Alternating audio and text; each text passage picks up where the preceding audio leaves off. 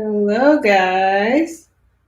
I am just sharing this to Instagram really quick. Let me know in the comments if you can hear me okay.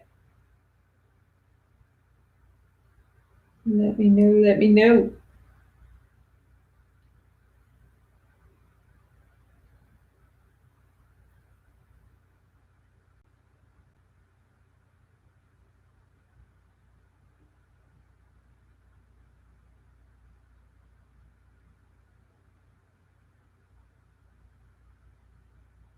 Hi, Lynn. Awesome. Thanks for letting me know. Let's see. Just sharing this on my Instagram story really quick. Hopefully you have a good group. I totally didn't realize until afterwards that playoffs are right now for football. So, yeah, I totally messed up on that one. But hopefully we'll still get a decent amount, and that just means more time that I can spend with you guys.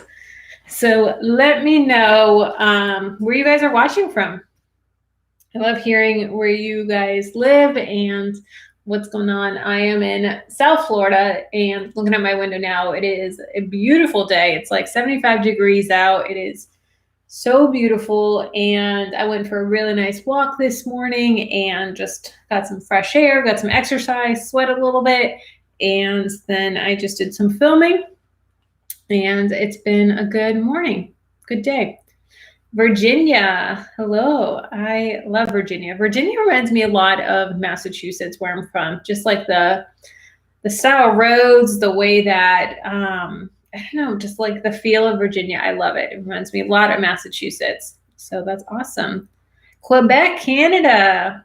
I love it. North Carolina, New Zealand, Wellington. It's funny, Lynn, that you live in Wellington, New Zealand. We actually have a Wellington, Florida, very close by to me, which is funny. It's like a half hour, 20, 30 minutes away. And it's a really nice town. It's a very ritzy town. They have a lot of horses there. It's a really big horse community. John Travolta actually has a house there, and he has a whole thing for his plane. He has a private plane there in Wellington, which is very close to me. So that's cool. Softball Paul, you live in Florida? Small world. Who would have thought? Isis lives in Florida as well. Logan River, Georgia. I love it. East of Atlanta. Okay. Rhonda. Oh, you got my card. That's awesome. Kentucky. I love Kentucky. I almost moved to Kentucky. I almost moved. I was right in between moving to Louisville or moving to South Florida. Very last minute, I chose South Florida, which my husband is very happy about, because then I probably would have never met him. South Africa. Oh, I've been in the airport in South Africa. We had a layover there in Joburg. I would love to take a trip to South Africa and not just a layover. But I went there when I went to Zimbabwe and Zambia. But I love Africa. Ohio, and let me know what questions you have. I have some questions here that you guys sent me on Instagram, and I have my Facebook community tab. So definitely want to answer your questions as well. More Canada people. I love it. I love it. I love how global these can get. Me too. It's so fun. I love just like seeing all the different places, and like I look at on YouTube, I can see my analytics of where you guys are watching from and who's subscribed, who's not subscribed, all that stuff. But the countries, I'll be honest, there's been some times where there's these countries that watch, and I'm just like, I must have been sleeping in geography that day, because I've never even heard of this country. It is so cool. So cool. Tell us about your course. Course is awesome. Course is going really, really well. Dreamer to Profitable. And it is just a entrepreneur course for beginners and people that are wanting to start a side hustle or start a business, or really just take that, the way that that I named it was Dreamer to Profitable. So taking that dream, I've always been a dreamer. I've always, really thought big on all that I can do in life. And taking that big dream that we have and wanting to, build a business or wanting to make extra income on the side or whatever it may be.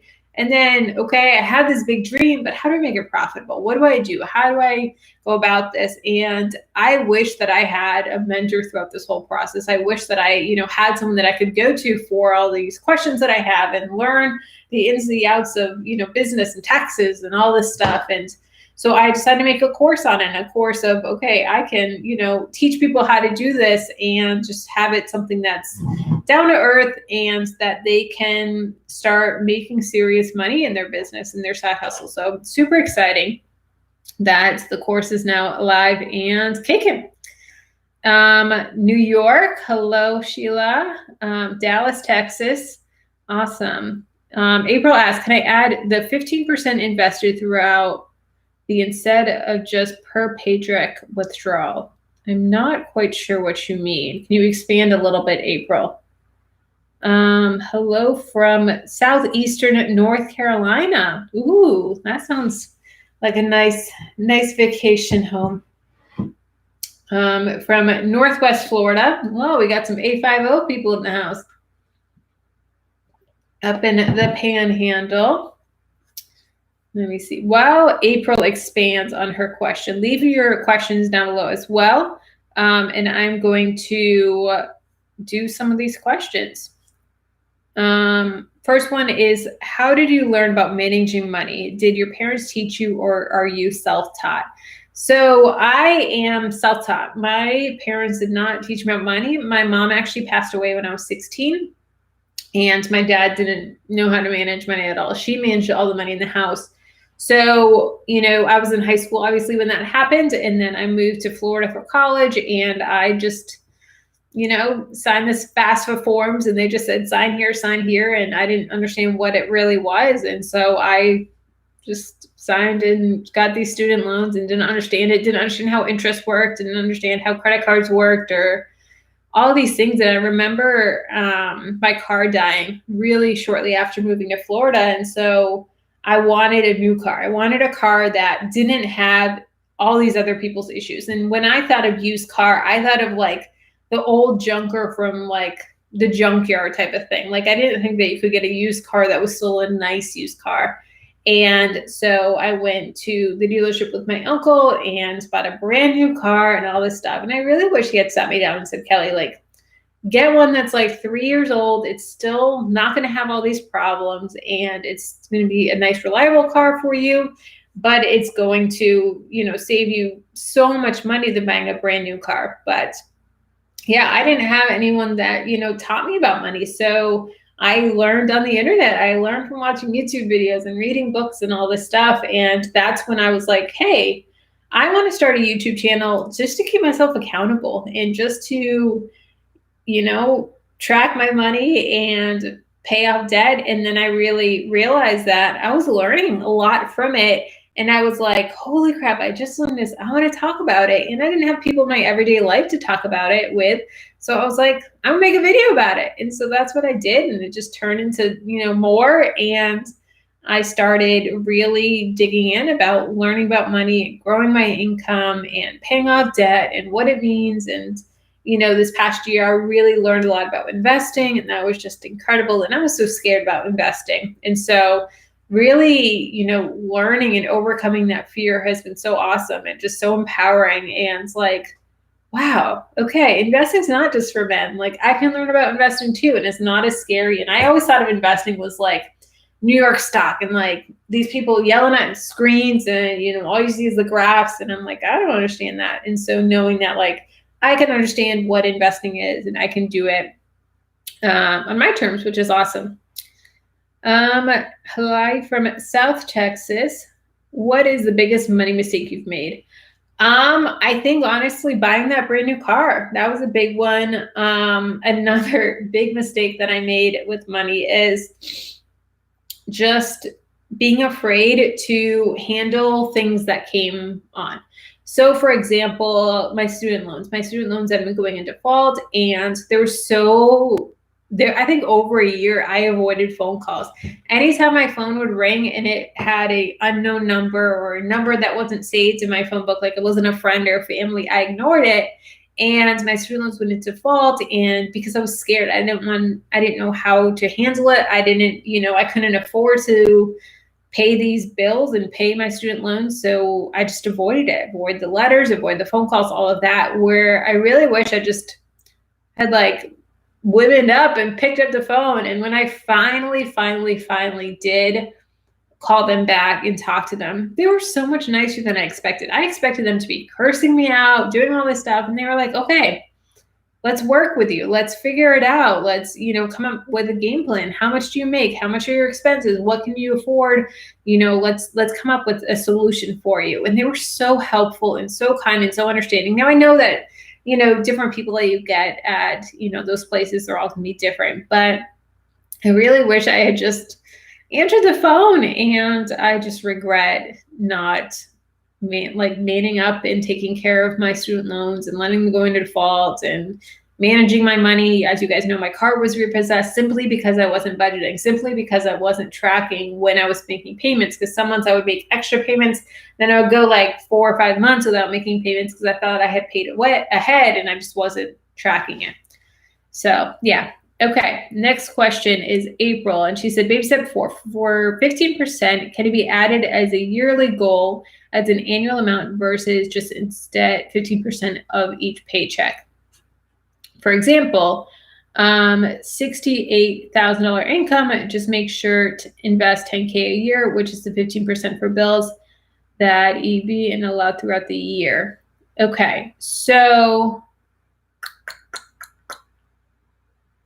yeah, so it can be, it's up to you. And so many people think that these, baby steps are so cut and dry, and the 15%, and, do I include the employer match in those 50% or whatever it is? Do I do the take home pay? Do I do it in the net? And that's up to you. It's up to, it's all you and your individual situation. And that doesn't mean you have to stop at 15%. Like, we invest much more than 15% of our income. And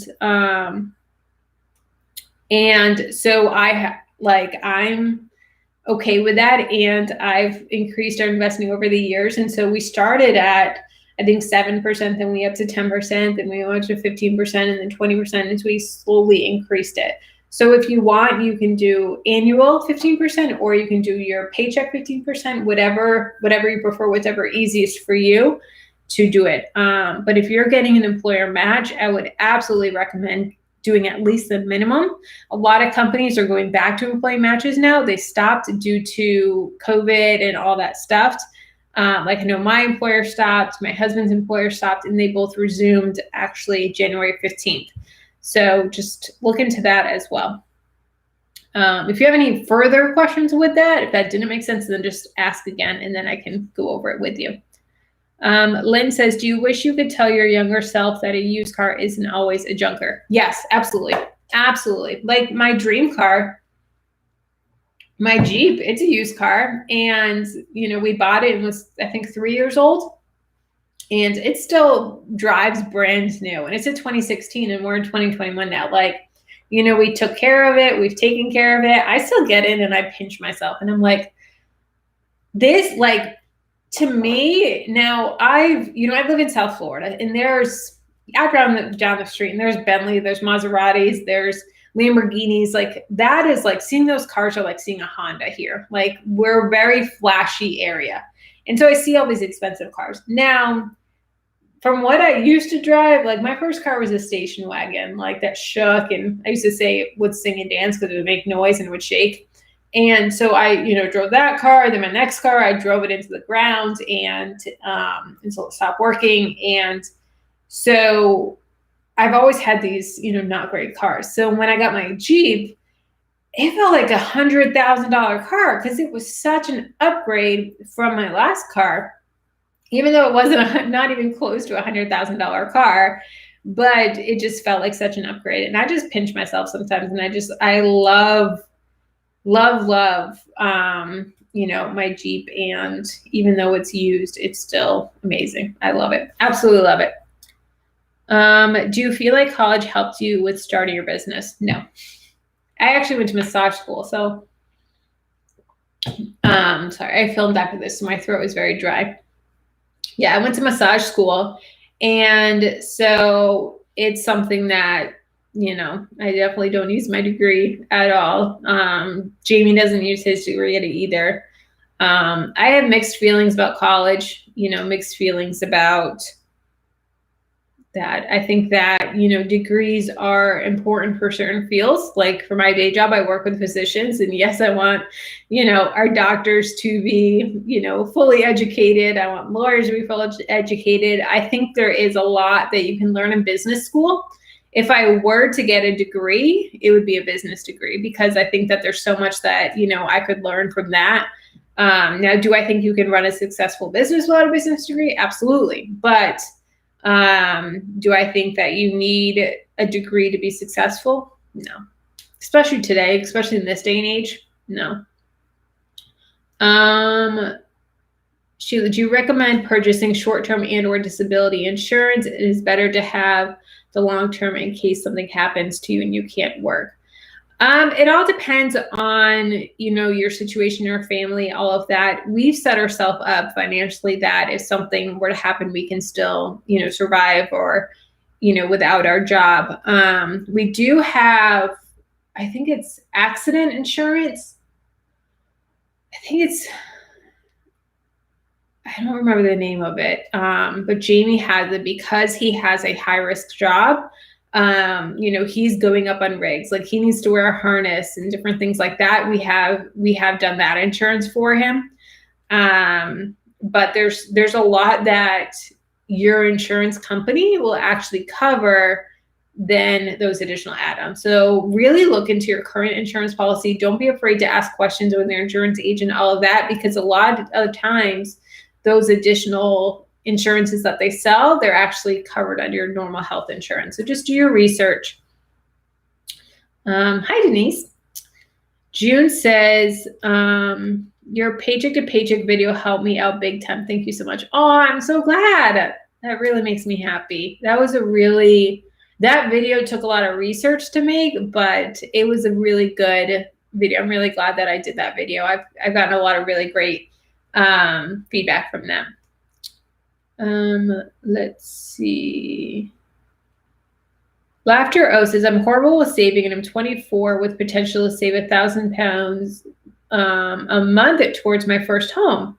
Any tips on how to be disciplined? God bless in the UK. Ooh, this is a good one. That's awesome that you're able to save £1,000. I think that's pounds. I should know that. That's incredible. But my biggest tip is just track your goals, keep your goals in the front of you, because that's what's going to keep you motivated. You know, when you want to spend that money on eating out, or you want to spend that money on Amazon or whatever it is, just say, okay, this item here, and this is the way that I do this with myself and like my mental self. I'll be like, okay, this item here, how long would this set me back if I do purchase it? And say it's like a bigger purchase, say it's like a few $100s, whatever. It's like, is this going to add an extra month or 2 months or 6 months to it? And is it worth it? Is it worth it? Or is it just a short-term thing? And then also remember that all those little purchases, they add up. So that's why it's important to track your spending, because then you can say, oh, all those $20 purchases, you know, $30 purchases, they added up to $800, and that could have been an extra $800 that I could have spent.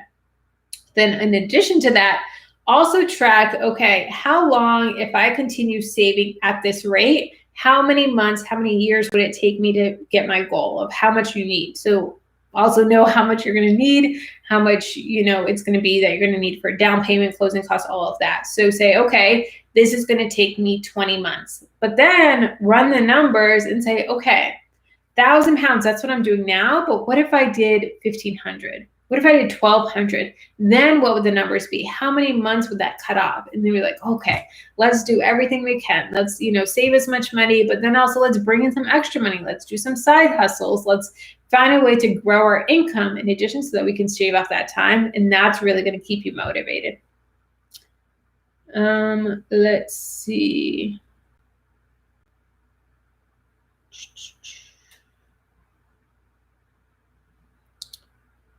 Let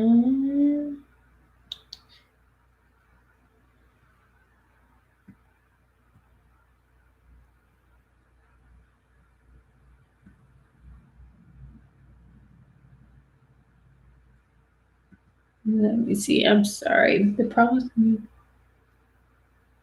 Denise says the problem now is so many people have paid for degrees with student loans that there are Starbucks barista with college degrees. Yeah, it's true. There, a lot of these people that, especially with 2020 that, have these big degrees and now, they're not able to find, work in their area and different things. And, with, businesses shutting down and business owners. I know business owners that, have businesses that they ran and now they've had to close doors and stuff. It's really sad.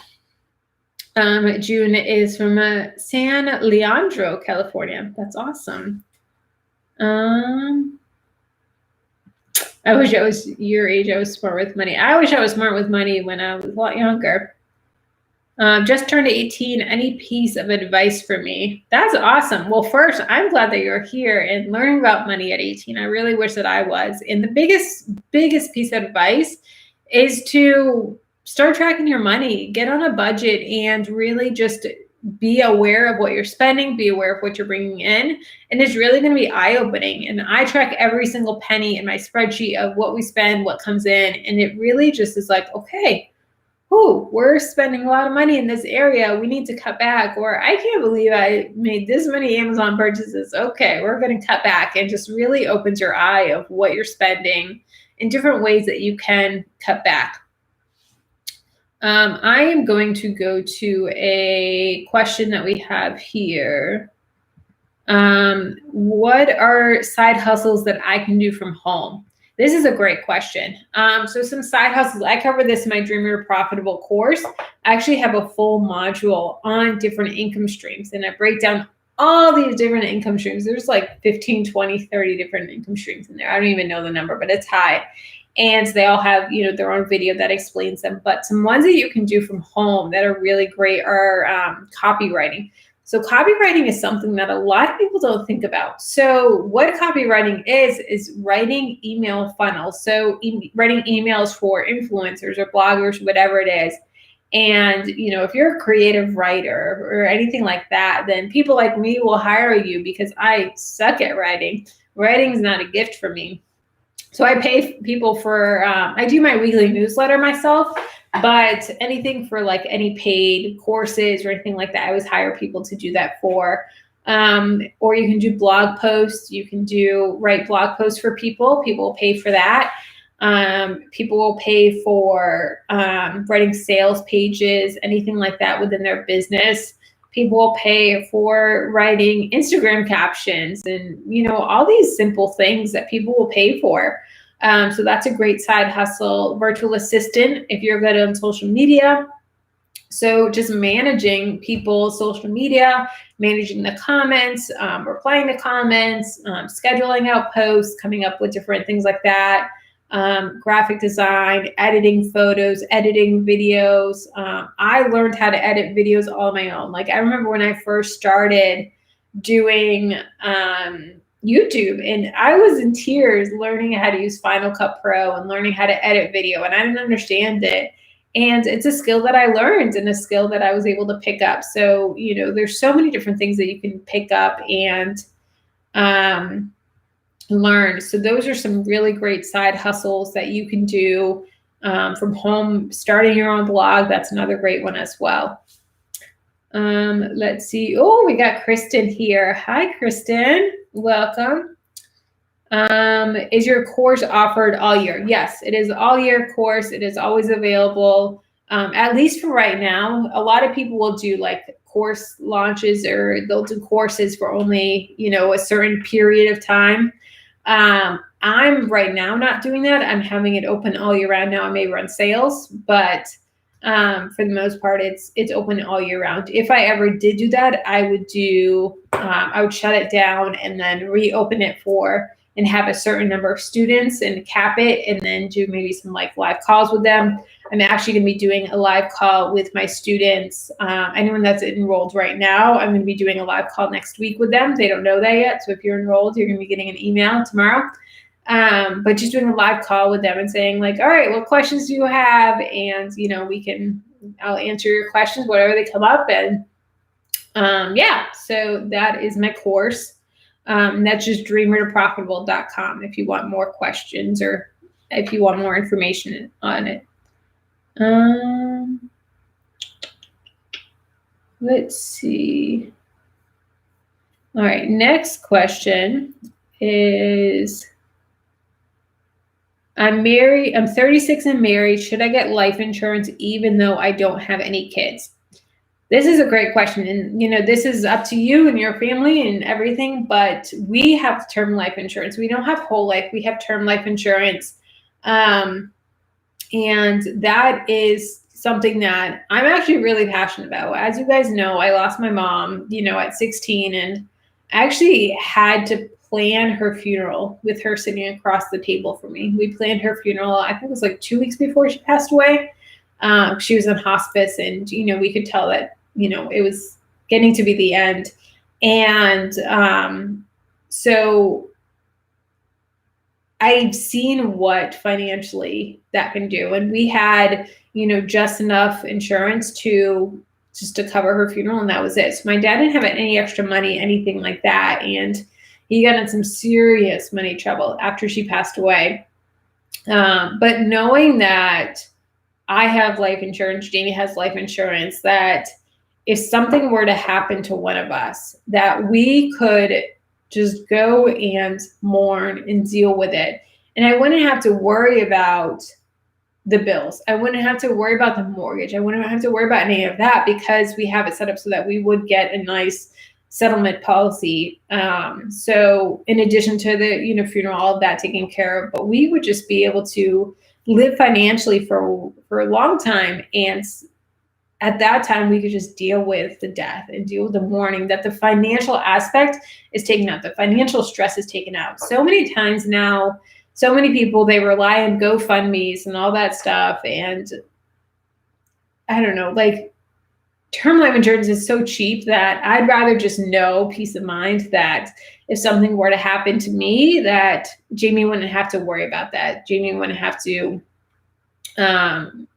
struggle financially if something were to happen. So I personally use Besto Term Life Insurance.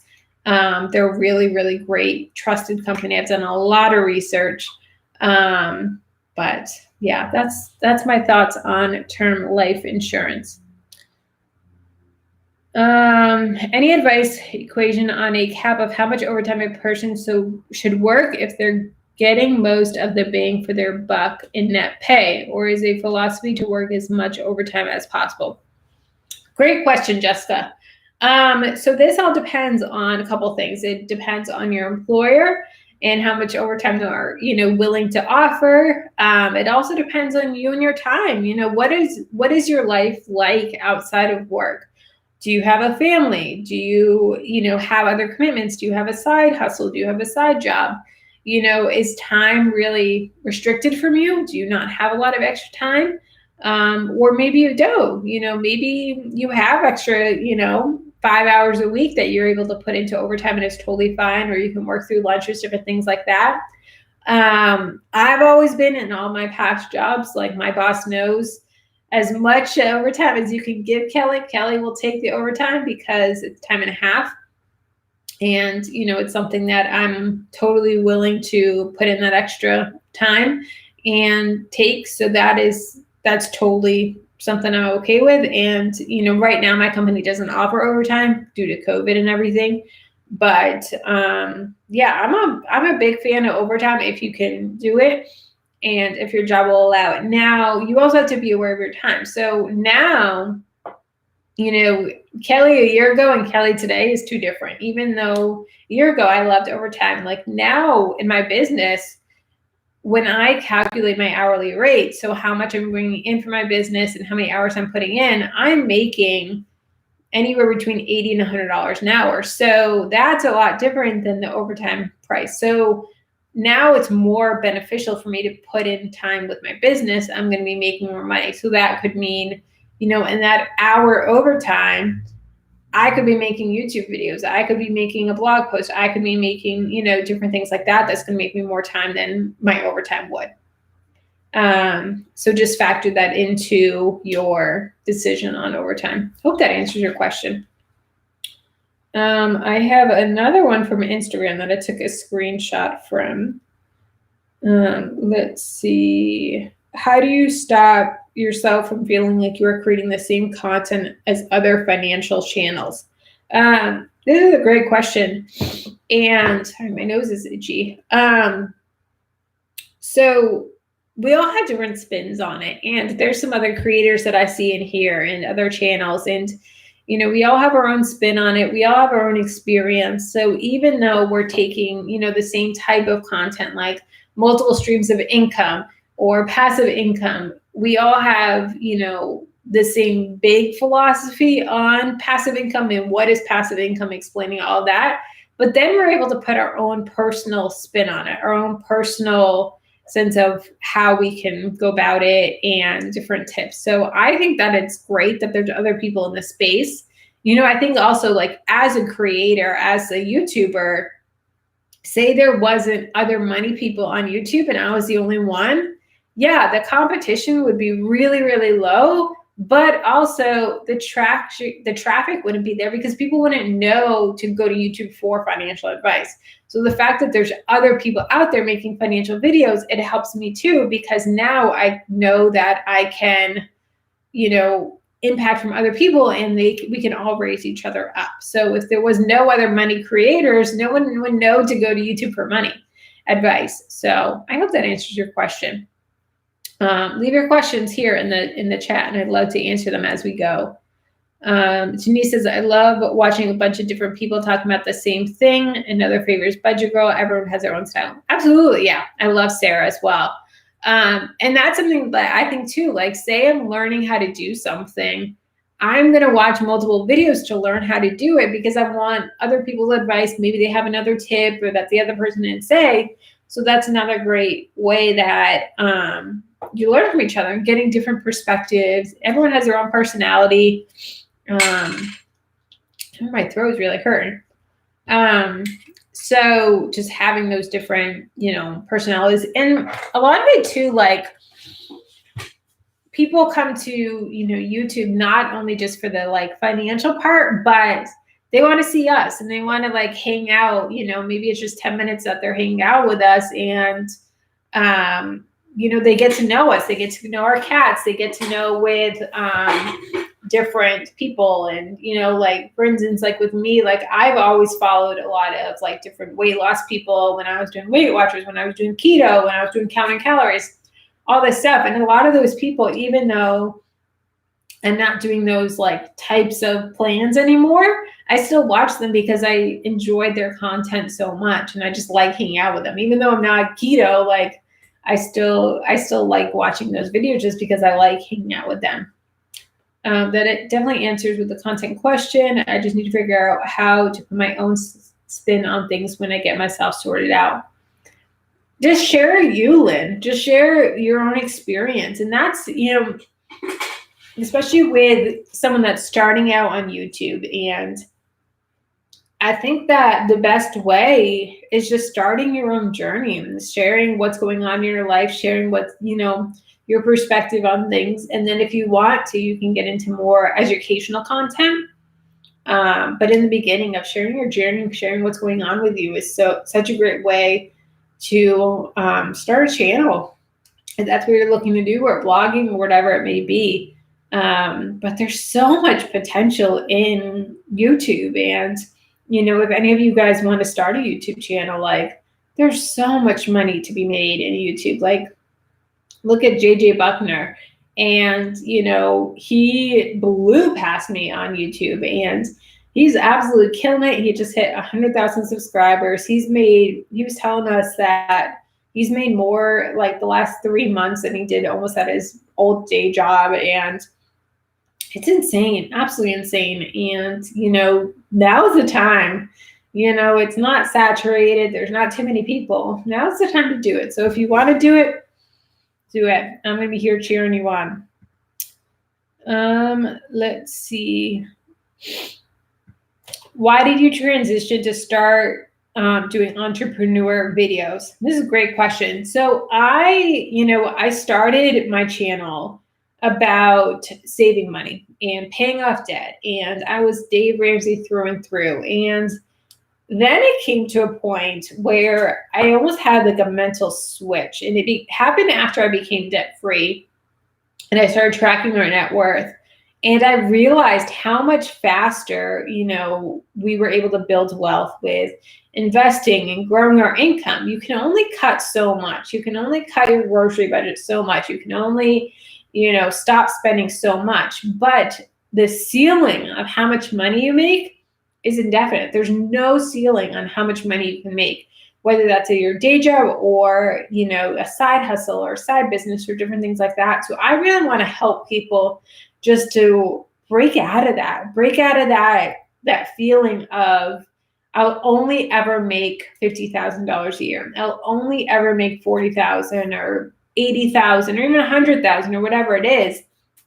But saying, no, like, if you own your own business, if you start a side hustle, you can make an indefinite amount of money, and you just got to get started. And, there's some practical things that you can do. So I really want to help people just to break that barrier, break that fear, and start an entrepreneur journey and really, really start growing your income. And it's crazy how much faster you can build wealth when you're growing that income.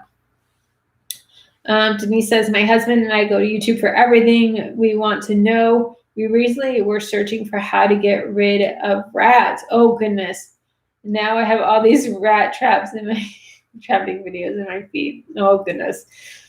That sucks about the rats. That is not good. But yeah, it's crazy that, you go to YouTube for everything. Like, I actually am embarrassed to say this, but I am 31 years old and cannot swallow pills.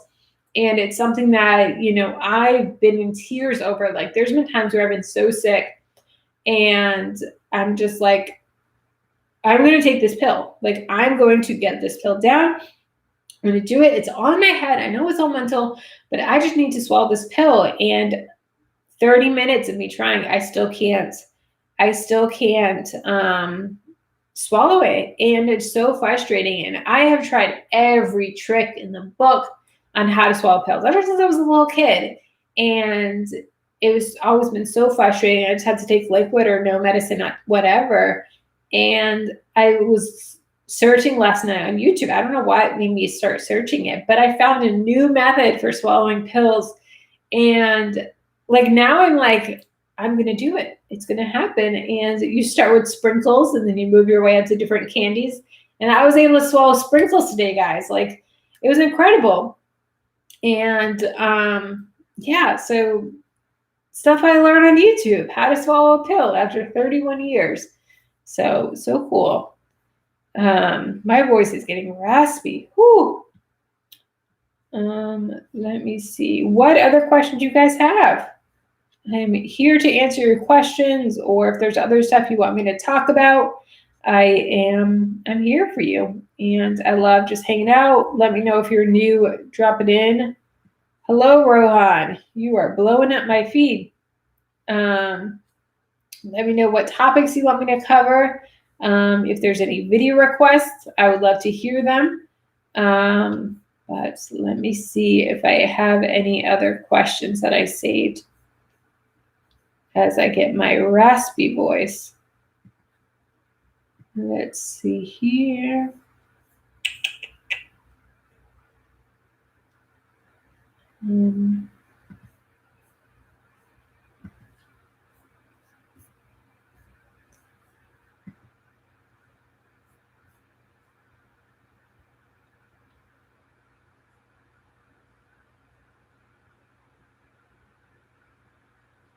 Savings challenges. What is the best way to keep myself motivated? Great question. So savings challenges, I love savings challenges. I have ton of them on my blog and on my YouTube channel. But savings challenges are just fun ways to keep yourself motivated, think outside the box. Sometimes I'll do saving challenges with myself or with a friend and say, okay, who can, save the most, or who is the first person to get to this point? And it really is just that competitive nature and ways that you can, keep yourself motivated. One of the recent ones that I did was the double your money challenge. So if you say you go to Chipotle and you spend $12 on Chipotle, you then have to spend the $12, but then you go and transfer $12 to your savings account or towards your debt or towards your investment, whatever it is. So really you're spending $24 or in your head or in your budget. So if you can't spend, if you don't have the budget amount for $24, then you don't do it. Or say it's $50, then you have to transfer $50 to your checking account or savings account after you spend it. So that's a really fun one, just to really see if that purchase is something that you really need, or if it's just a want or an impulse. That'll really help restrict that, and then also really expedite your saving as well. Hi, Melly. So glad that you're here. Oh, Annette from Ireland. We have so many people from all over the world in here. This is awesome. We have South Africa, we have Ireland, we have New Zealand, we have Canada, we have Florida, which is its own crazy place as well. More tips for time management will be nice. Did you watch my productivity video and my morning routine? Those were fun. Time management is definitely something that I have really taken interest in quarantine. Oh, Sweden. And I'm Scandinavian. I'm a quarter Norwegian. And it's something that, I really realized being home, that you would think that I would get a lot more done around the house and this and that. And I was like, not being productive. And so I've really done a lot of research on block scheduling, different ways to be productive.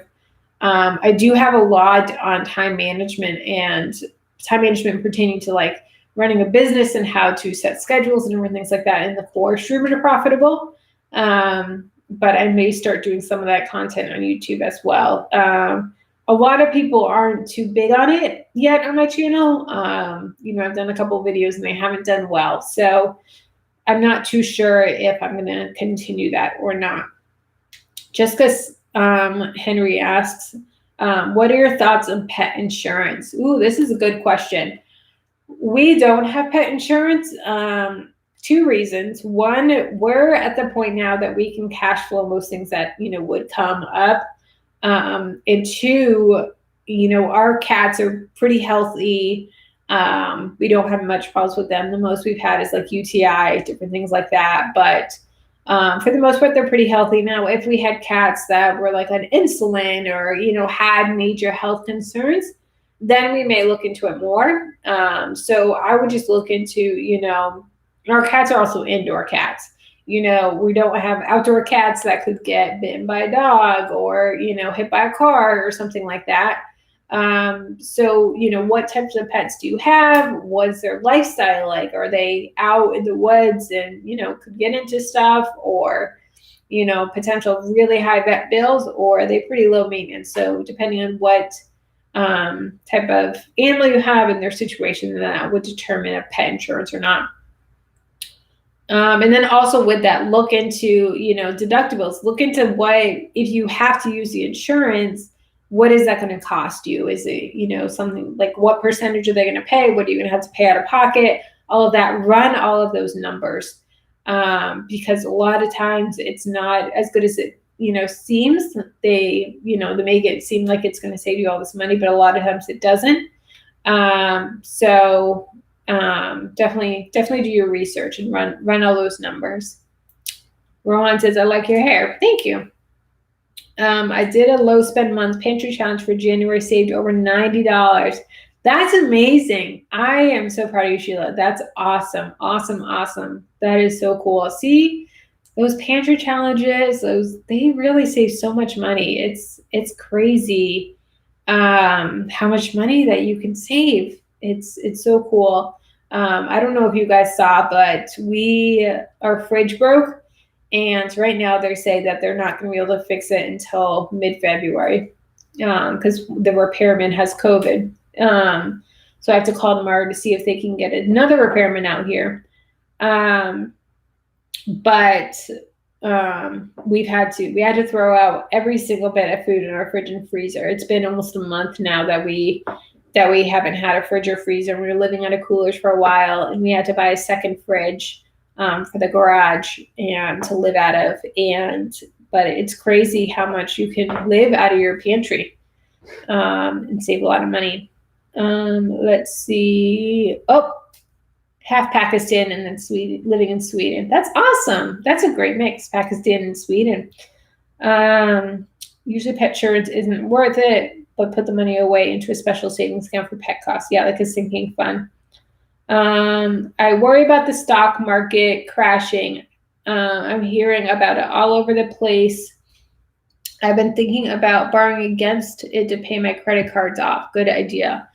Whew. I would not recommend borrowing against it to pay off your credit cards. I would work on getting on a budget, getting, strict on a budget, cutting your expenses, saving money, getting a side hustle to get those credit cards paid off.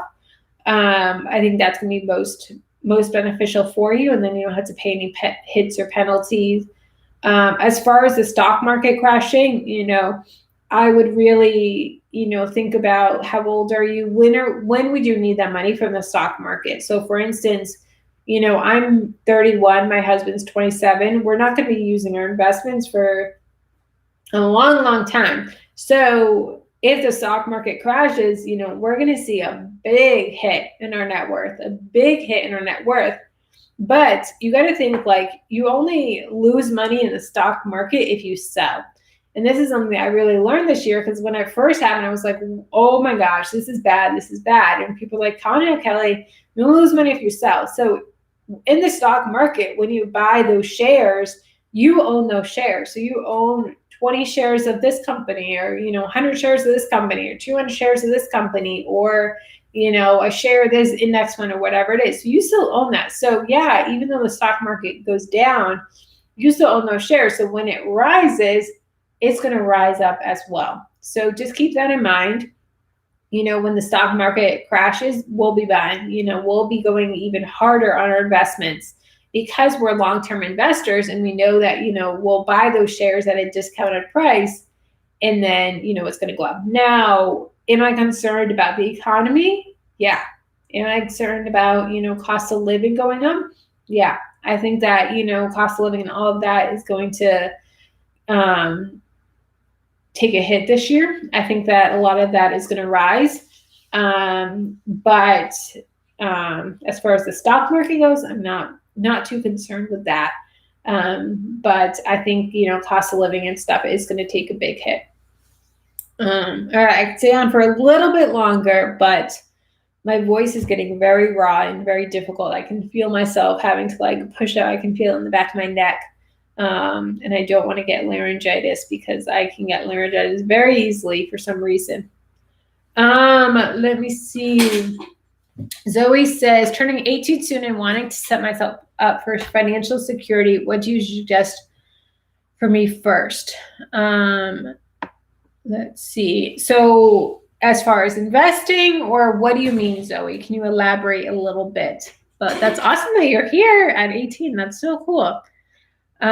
Kristen says, I have pet insurance on both my dogs, but not my cat. Melly says, can you share some of your main points in starting growing a YouTube channel that was discussed in Clubhouse meeting at Wood Invitation only on the app?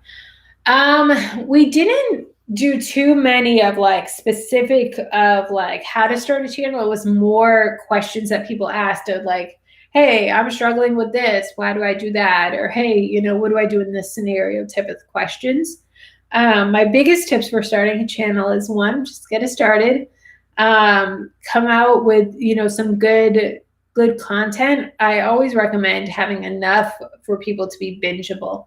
So when you first start a channel, and I'm actually doing this now with, so I'm starting a second channel right now. that'll be released soon, getting that content out there so that if someone finds your channel, they have 10 videos to watch. They have 20 videos that they could have a bingeable session where they just binge watch your videos. And then once you do that, then you can start going and commenting on other people's videos and start putting your name out there. Start watching a lot of those videos and just, be consistent. Consistency on YouTube is so big, and so many people don't stay consistent and they don't understand it. Now, being consistent on YouTube could mean different things. It could mean 1 video a week. It could mean 2 videos a week, 3 videos a week. But, pick in a number of YouTube videos that you can stay consistent with. Don't go 3 videos a week and then after a month get burnt out. So just, start with something small and you can always work that. Jessica says, I have a dog that has a retracted patella, and when I got him that way, he was only health concern, and pet insurance would not cover his issues with that, so it wasn't worth it. But interesting perspective for future babies. Oh, that's tough. Yeah, I guess I would look at, the age of the babies. When are you adopting? Are you adopting them as puppies or kittens? Are you adopting older dogs? Look into that, and you can kind of know their health stuff as well. But yeah, do you guys have any other questions? If not, I'm going to sign off. This was so much fun hanging out with you guys. Would you guys want more of these? Do you like them? Do you not like them? Let me definitely know. I would love to do some more. I love connecting with you guys on a different way, and they're just so much fun. So I hope that you enjoyed this. Definitely go check out some of my other videos on YouTube. I have, I think, like 700-800 videos, so there's plenty of content. Beachley said, I'm watching from my TV and can't comment, so I guess my name is getting out. Hi, Beachley. From North Carolina, right?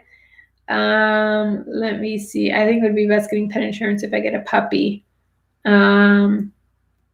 Yes, more live sessions. I love these lives, but it's not always easy to catch them with time difference.